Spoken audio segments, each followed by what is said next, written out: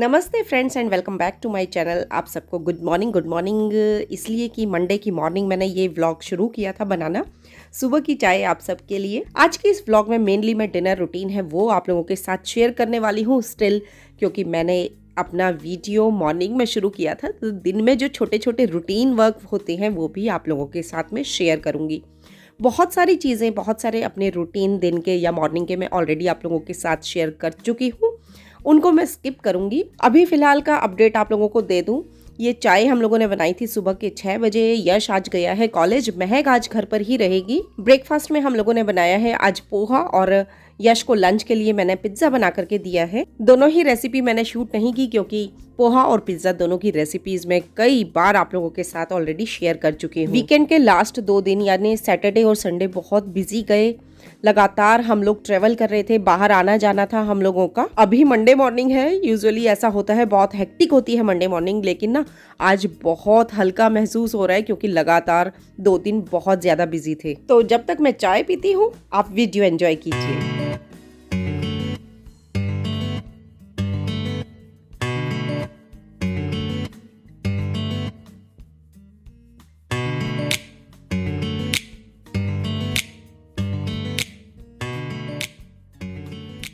आप लोगों को याद होगा दिवाली पूजन में जो धनिया के बीज मैंने यूज़ किए थे, उनको फिर बाद में मैंने पानी में भिगोकर और गमले में डाल दिया था। लगभग दीपावली के 1 हफ्ते के बाद डाला था और अब वो ग्रो होना शुरू हो गए हैं, अंकुरित हो चुके हैं।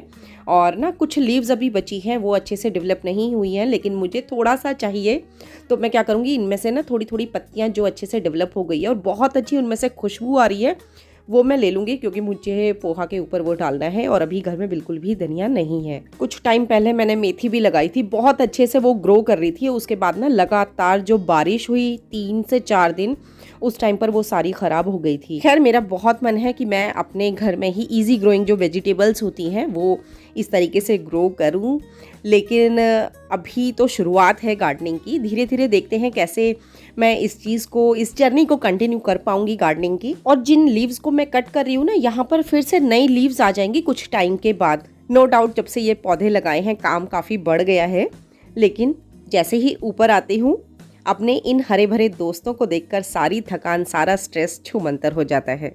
बहुत अच्छी खुशबू आ रही है। इसमें से थोड़ा सा भी मैंने कट किया क्योंकि ना अब लगा हुआ है घर में, जैसे जरूरत होगी उसके हिसाब से मैं कट कर लूंगी। और बिल्कुल फ्रेश, बिल्कुल ताज़ा।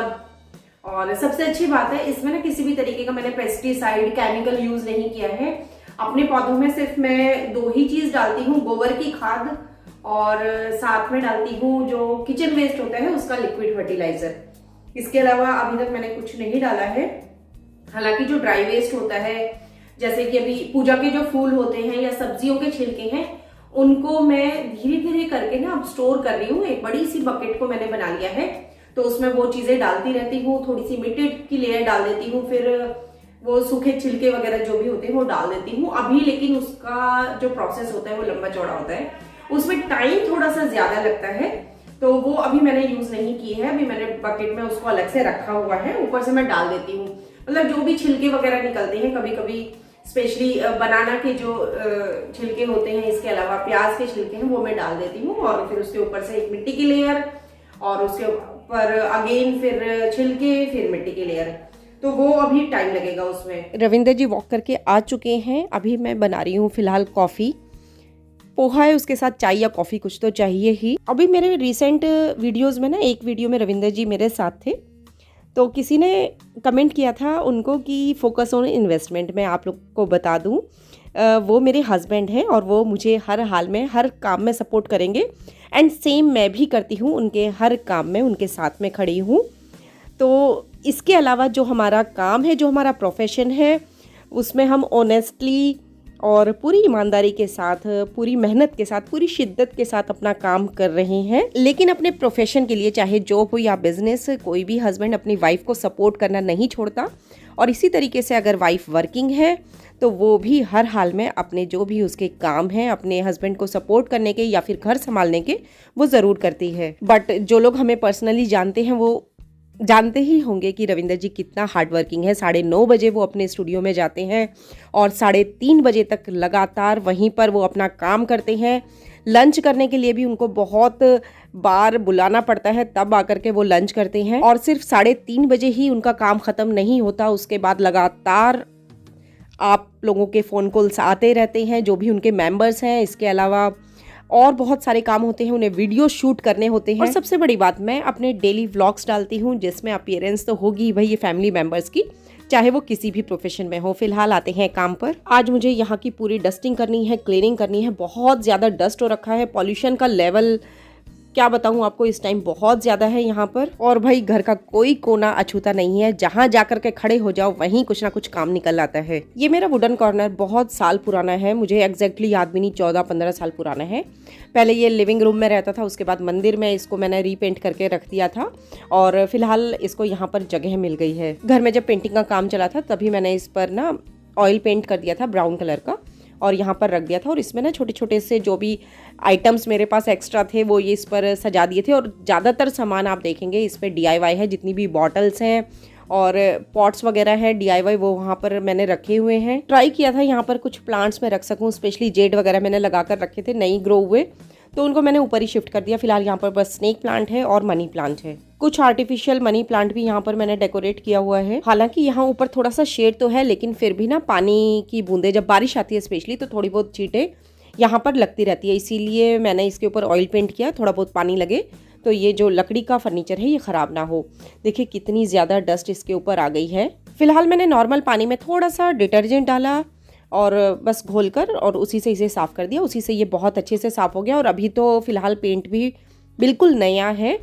अभी मैं कुछ टाइम इसको ऐसे ही रखूँगी, बाद में इसको मैं वाइट कर दूँगी। मेन गेट हमारा अलग है, लेकिन एक होता है ना फ्रिक्वेंटली जिस गेट को हम यूज़ करें बाहर आने जाने में, वो यही गेट है, यहीं से हम बाहर आना जाना करते हैं, क्योंकि बार बार 2 फ्लोर नीचे जाके गेट को बंद करना खोलना पॉसिबल नहीं हो पाता, तो यहीं से हमारा आना जाना होता है। या गेस्ट वगैरह भी हमारे यहाँ पर आते हैं तो वो यहीं से ही एंटर करते हैं।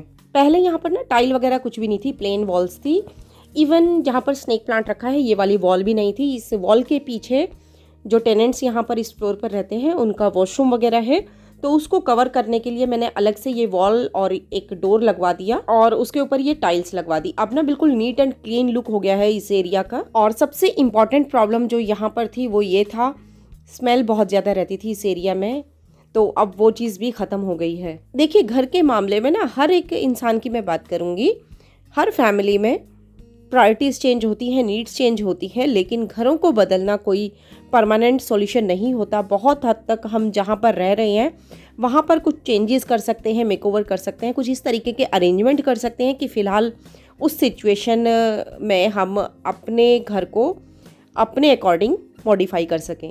तो फिलहाल मैंने यहाँ से सारा सामान हटा दिया है, जो डस्टिंग हो सकती थी उतनी कर भी दी है। वैसे हमारे यहाँ पर हाउस हेल्प आती है और जहाँ पर टेनेंट्स रहते हैं वहाँ ऊपर से लेकर नीचे तक सारी स्टेयर्स और बाहर के जो भी बरामदे वगैरह हैं वहाँ पर वो झाड़ू पोछा करती है।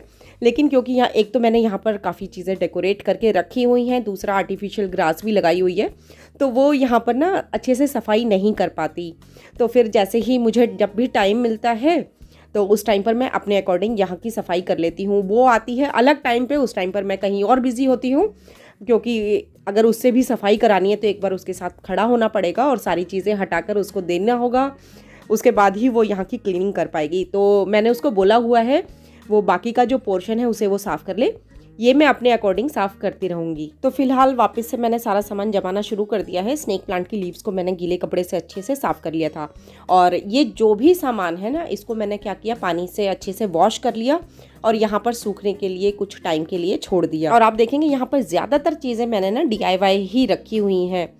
अगर DIY नहीं है तो भी उनको किसी तरीके से मैंने DIY टच दे दिया, चाहे उनको रीपेंट ही क्यों ना करना पड़ा हो। जब तक ये सूखा मैंने अपने ना घर के बाकी काम कर लिए थे, झाड़ू पोछा मेरा हो गया था, इसके अलावा कपड़े धुल गए थे, साथ में लंच में आज जैसे कि आप लोगों को बताया पिज़्ज़ा बनाया था। उसके बाद जब शाम की चाय हम लोगों ने पी उसके बाद यहाँ पर मैंने वापस से सामान रखना शुरू किया और इस टाइम पर शायद 3:45-4 बजे के आसपास का टाइम है। लेकिन ना आजकल अंधेरा बड़ा जल्दी हो जाता है, लगभग 5:15 बजे जब अंदर घर में होना तो ऐसा लगता है 5:15 बजे कि भाई अब बाहर अंधेरा हो गया, क्योंकि अंदर घरों में लाइट जल जाती है रूम्स के अंदर। और 5:15 बजे से जैसे कि मैंने बताया अंधेरा होने लगता है। बाहर छत पे जाओ खुले में तो लगता है नहीं अभी तो थोड़ा रोशनी है, लेकिन अंदर घरों में तो बिल्कुल अंधेरा होने लग जाता है। 5:15 5:30 बजे तो सनसेट हो ही जाता है। तो बस वापस से सारा सामान रखा दिया, और हर बार ना सेटिंग कुछ ना कुछ चेंज हो जाती है। कोई बोतल ऊपर चली जाती है, कोई फ्लावर पॉट नीचे आ जाता है, हर बार ऐसा ही होता है।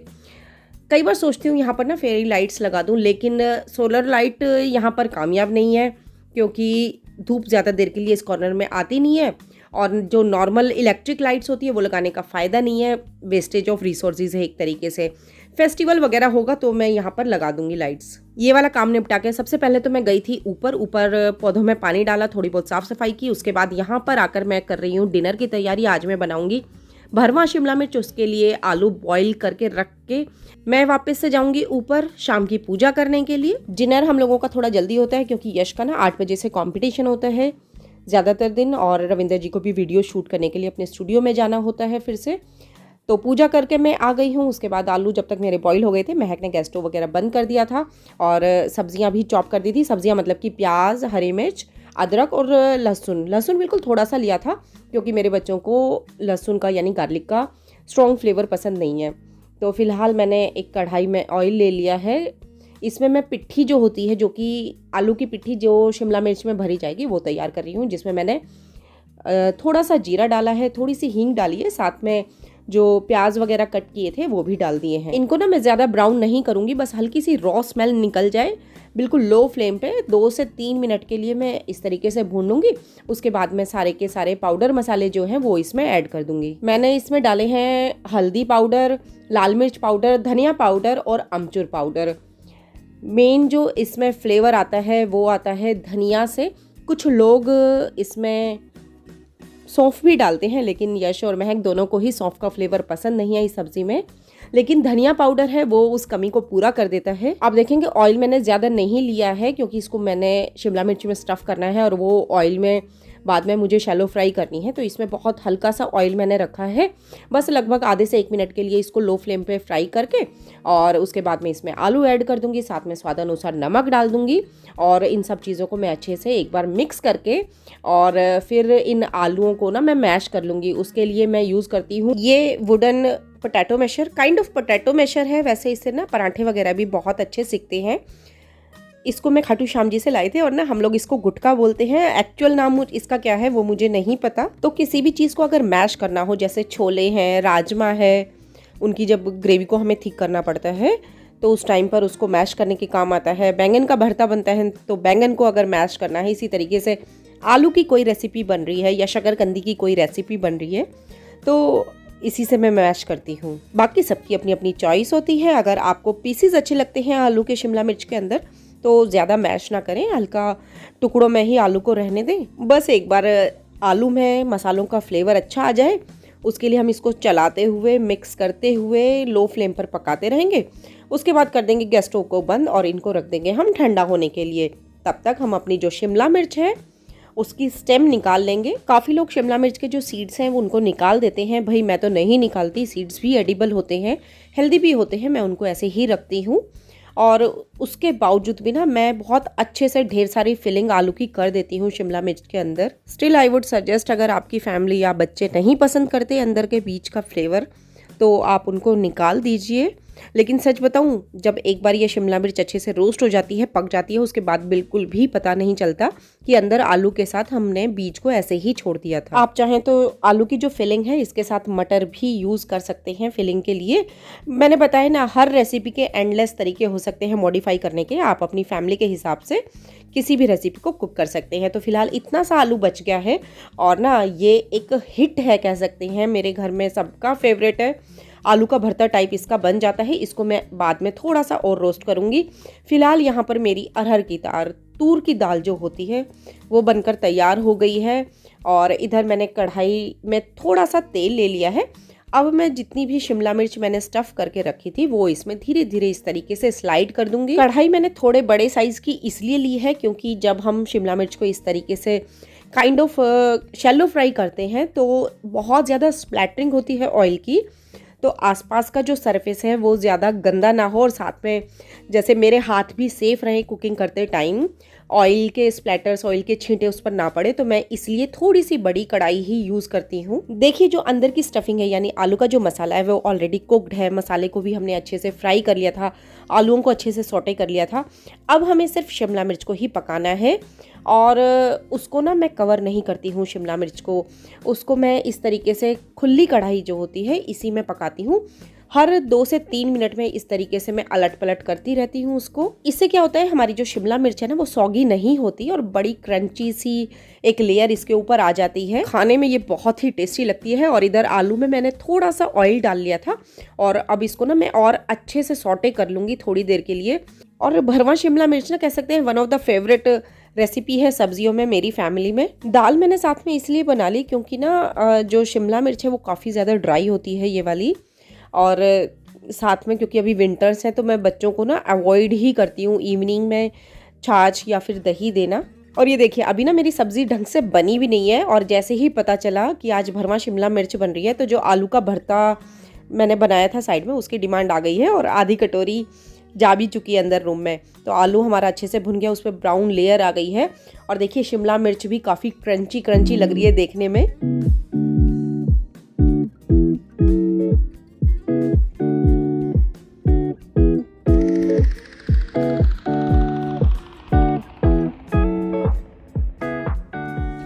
तो दोस्तों आज का मेरा डिनर हो गया है तैयार। जब तक मैं अपना डिनर एंजॉय करती हूँ आप लोग इस वीडियो को एंजॉय कीजिए।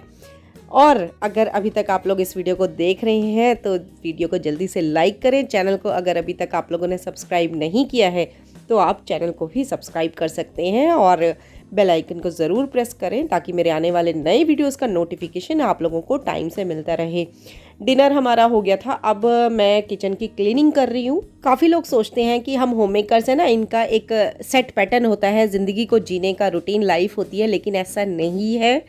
काम चाहे ऑफिस का हो घर का हो, ऑब्वियसली हम लोगों को अपने रूटीन के हिसाब से सारे करने पड़ते हैं, लेकिन फॉर अ चेंज जब वीकेंड आता है या किसी भी तरीके का कोई सेलिब्रेशन या ओकेज़न होता है तो एंजॉय भी हम लोग खूब खुल के करते हैं। और ऐसा पॉसिबल किसी के साथ हो भी कैसे सकता है कभी कि कोई 2 दिन बिल्कुल एक जैसे बीतें।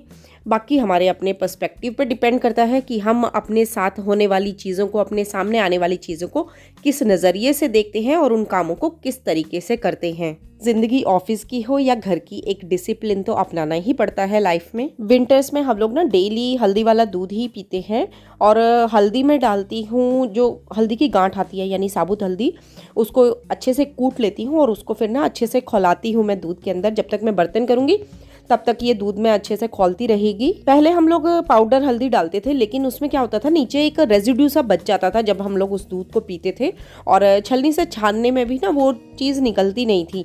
अब क्या होगा, इस तरीके के पीसेस हैं, इनको मैं बहुत अच्छे से बॉईल कर लूँगी दूध में ताकि इनका जो भी सत है, और हल्दी मैं आपको बताऊँ बहुत अच्छा एंटीऑक्सीडेंट होता है और इसके अंदर जो मेन इंग्रेडिएंट होता है जो कि करक्यूमिन होता है वो तो भाई संजीवनी बूटी के समान होता है। बहुत अच्छे इसके मेडिसिनल प्रॉपर्टीज़ इसमें होती हैं, एंटी इन्फ्लेमेटरी है, किसी भी तरीके का कोई इन्फेक्शन हो हर चीज़ को ये ख़त्म कर देता है। यहाँ पर मैं क्या करूँगी, बिल्कुल लो टेम्परेचर पे सेट कर दूँगी इंडक्शन को, बीच बीच में महक आएगी वो इसको चलाती रहेगी, तब तक मेरे बर्तन हो जाएंगे। तो जी ये था मेरा एक छोटा सा रूटीन वीडियो जो मैंने आप लोगों के साथ शेयर किया है। अपना जो मॉर्निंग रूटीन है वो मैं कई बार आप लोगों के साथ शेयर कर चुकी हूँ, इसी तरीके से आफ्टरनून रूटीन, इवनिंग रूटीन। तो जब हम इस तरीके के डेली व्लॉग्स बनाते हैं ना तो इसी तरीके से काइंड ऑफ आप लोगों को मोटिवेशन देने के लिए इस तरीके के वीडियोस टाइम टू टाइम आप लोगों के साथ शेयर करते रहते हैं। इसके अलावा अपनी रेसिपीज़ हैं, DIYs हैं, मतलब जो हमारी रियल लाइफ में हो रहा है वो आप लोगों के साथ हम लोग शेयर करते हैं। उसमें शॉपिंग हॉल्स भी आ गए, ट्रैवलिंग भी आ गई, फैमिली गेट टुगेदर्स हो गई हैं, या फेस्टिवल का सेलिब्रेशन, एनिवर्सरीज का सेलिब्रेशन, बर्थडेज का सेलिब्रेशन भी आ गया। पूजा के बर्तनों को भी ना मैं इसी टाइम पर ही साफ करके रख लेती हूँ, धोकर रख लेती हूँ, धो मांज कर और बाहर रख देती हूँ। सुबह जब पूजा के लिए जाऊँगी तो इनको मैं साथ लेके चली जाऊँगी। और जो पूजा के लिए पानी मुझे भरना होता है, ताज़ा पानी जो होता है वो भी इसी टाइम पर पानी आता है तो वो भर के रख लेती हूँ। पीछे कुछ दिनों से पानी की थोड़ी सी समस्या हो रही है हमारे इस लोकेलिटी में, और ये तो कभी ख़त्म नहीं होगी क्योंकि पॉपुलेशन है वो बढ़ती जा रही है हमारे यहाँ पर दिल्ली में। और ऑब्वियसली इस तरीके के जो नेचुरल रिसोर्सेज हैं उनकी तो परेशानी एक ना एक दिन हम सबको फेस करनी ही करनी है। तो फ्रेंड्स, आज की इस वीडियो को यहीं पर ख़त्म करती हूँ। वीडियो में अगर थोड़ा सा भी कुछ पसंद आए तो प्लीज़ वीडियो को लाइक ज़रूर करें। फिर मिलते हैं एक और नए वीडियो के साथ। तब तक के लिए goodbye and take care.